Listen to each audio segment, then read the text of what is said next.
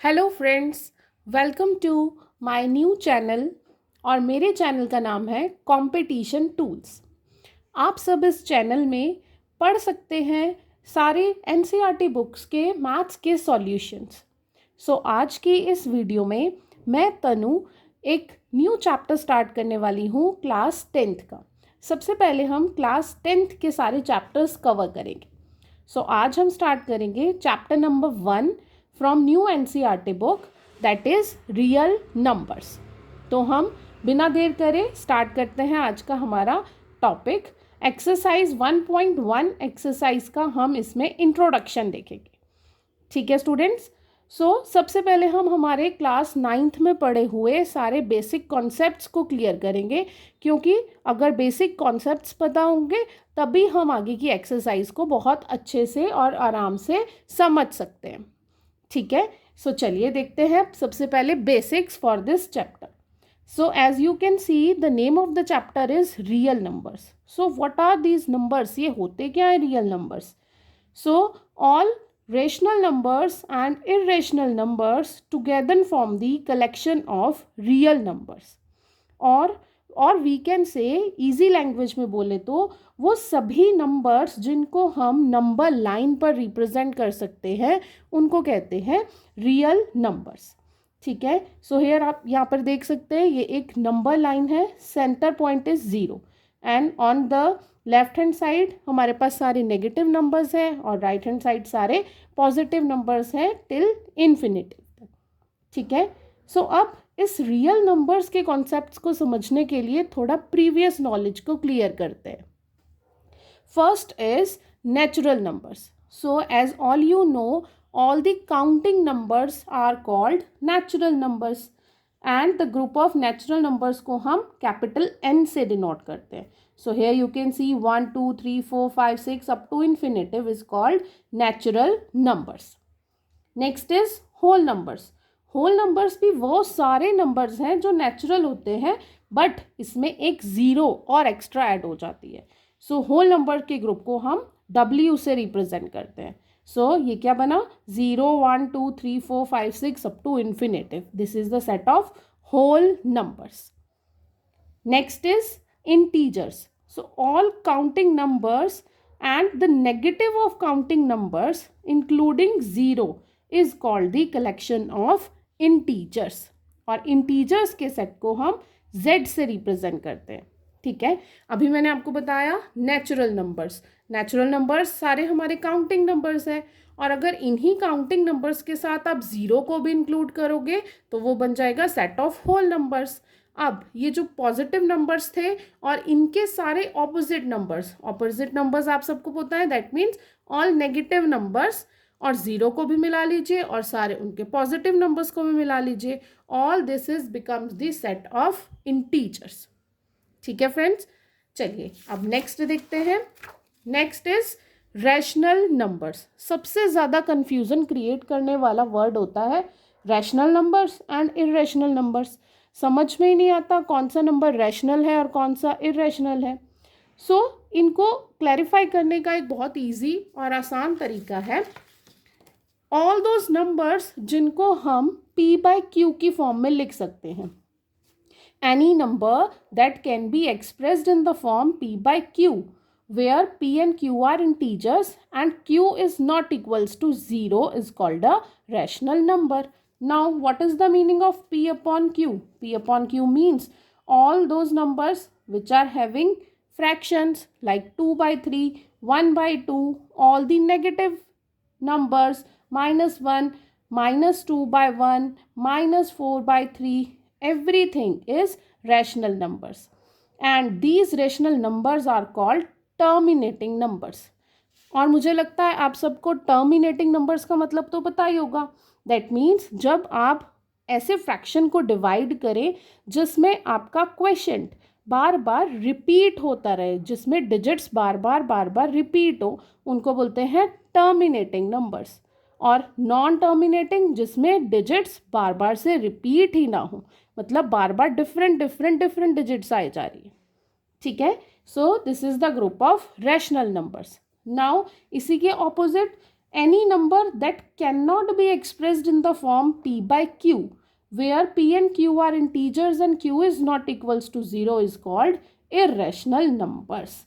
So जितने भी हमारे अंडर रूट के नंबर्स होते हैं जिनकी वैल्यू हम स्क्वायर रूट करके फाइंड आउट नहीं कर सकते, like under root 2, 2 √5, -√11 +2 +√3, all these are irrational numbers.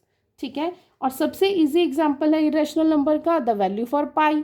पाई की वैल्यू कितनी होती है 22/7. सो जब आप 7 से 22 को डिवाइड करते जाएंगे तो आपको नंबर मिलेंगे 3.141592 अप टू सो ऑन, ये चलते रहेंगे. That means pi is irrational number and these numbers are non terminating. ये सब कैसे है, नॉन टर्मिनेटिंग है, इसमें कोई भी नंबर वापस से रिपीट नहीं हो रहा. ठीक है. सो आपको बहुत इजीली रेशनल और इरेशनल नंबर में डिफरेंस समझ में आया. वो सब नंबर्स जो p बाय क्यू की फॉर्म में होंगे जहाँ पर मेन कंडीशन क्या है q, दैट मीन्स डिनोमिनेटर 0 नहीं होना चाहिए. ठीक है. हम क्वेश्चन पूछते हैं स्टूडेंट से व्हाट इज 5/0. सो इसका आंसर देते हैं students this is 0. But no, इसका आंसर क्या होगा, that is not defined. We can not divide any number by 0. So answer will be not defined. ठीक है. और इसी के इरेशनल के ऑपोजिट ऑल दोज नंबर्स जिनको हम नहीं लिख सकते p बाय क्यू की फॉर्म में, these are called irrational. And the main property of irrational numbers is these are non terminating. Right. So एक बार जल्दी से क्विक रिकैप करते हैं क्या क्या पढ़ा हमने अभी तक रियल नंबर्स के ग्रुप में. So here you can C real numbers में आते हैं सारे रेशनल्स एंड इरेशनल नंबर्स. ठीक है. नाउ इरेशनल नंबर्स को हम यहीं पर ही जोड़ेंगे. अब बात करते हैं रैशनल नंबर्स की. रैशनल नंबर्स में कौन कौन से नंबर्स इंक्लूड किए, integers. Integers means all positive numbers, their opposites, that means they are negative integers, and including 0.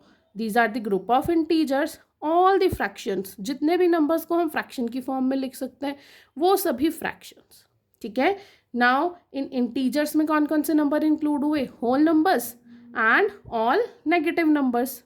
right. अब whole number में कौन से groups include हो रहे हैं, 0 और सारे नेचुरल नंबर्स. अब अगर इसी को आप रिवर्स ऑर्डर में पढ़ेंगे तो ये डेफिनेशन पूरी किसकी बन जाएगी, रियल नंबर्स की बन जाएगी. सो फिर से एक बार रिवाइज कर लीजिए. Natural numbers including 0 is called the group of whole numbers.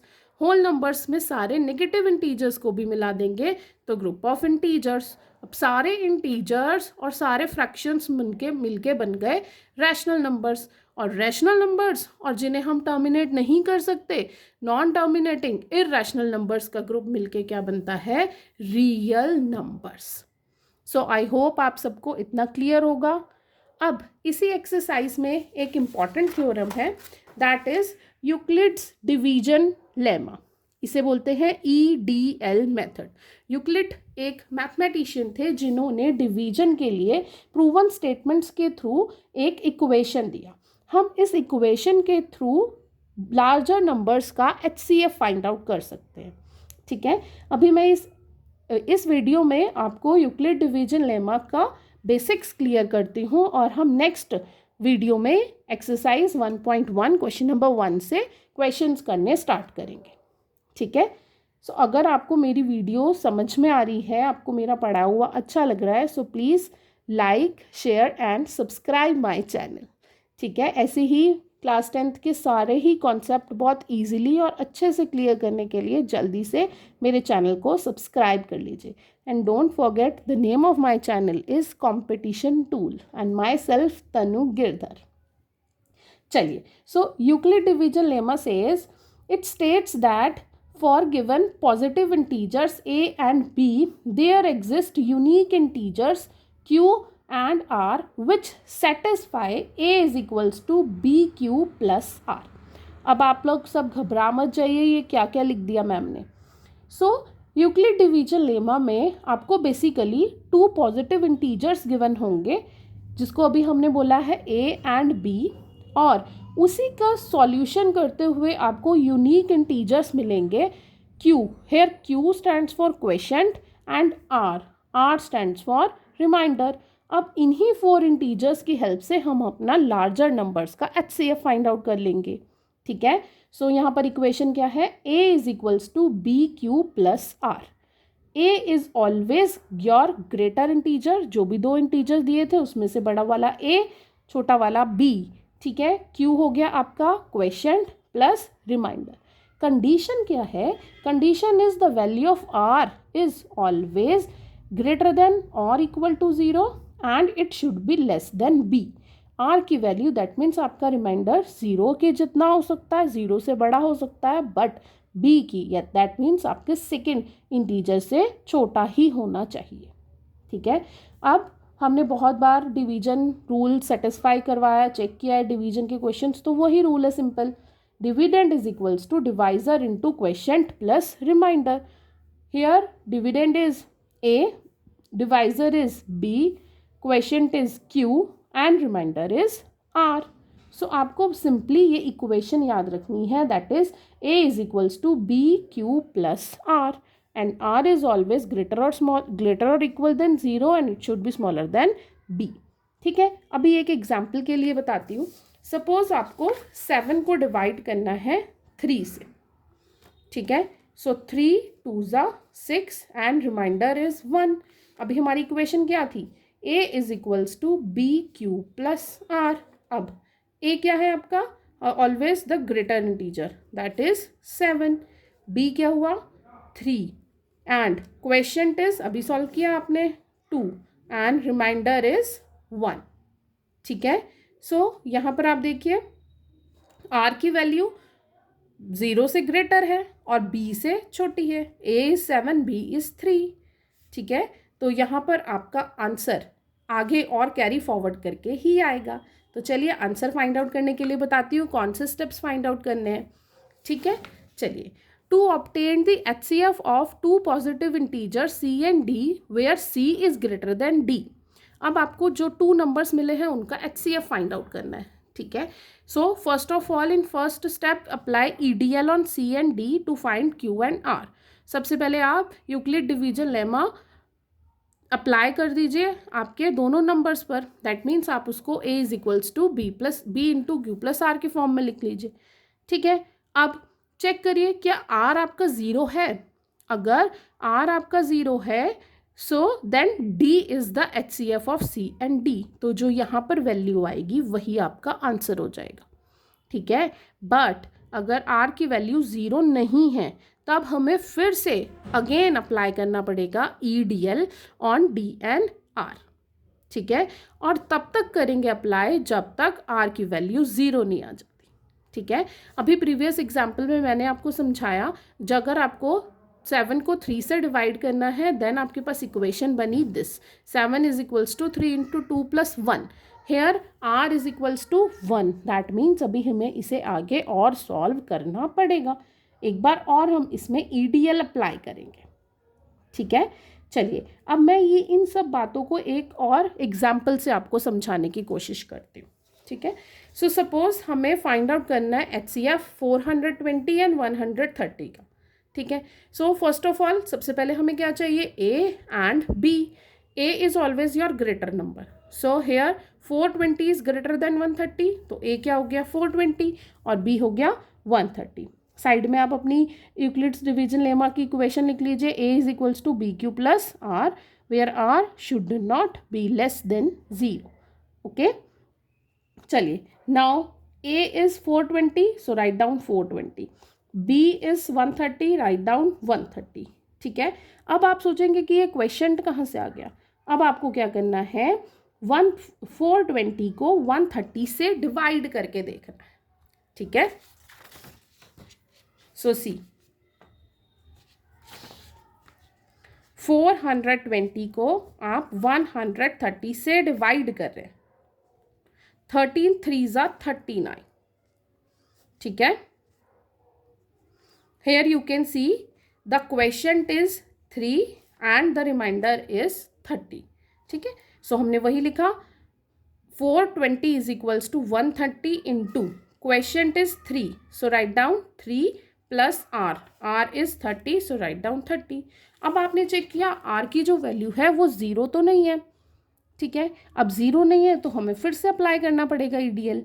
अब देखिए, अब 130 और 30 में ही ईडीएल अप्लाई होगा। जो भी आपकी वैल्यूज़ आती जाएंगी, स्मॉलर होती जाएंगी, उन पे ही ईडीएल बार बार से अप्लाई करेंगे। अब 130, A becomes 130 and B becomes 30 here. So 130 is equals to 30. Again 130 को 30 से डिवाइड करके आप अपना क्वेश्चन निकाल लीजिए।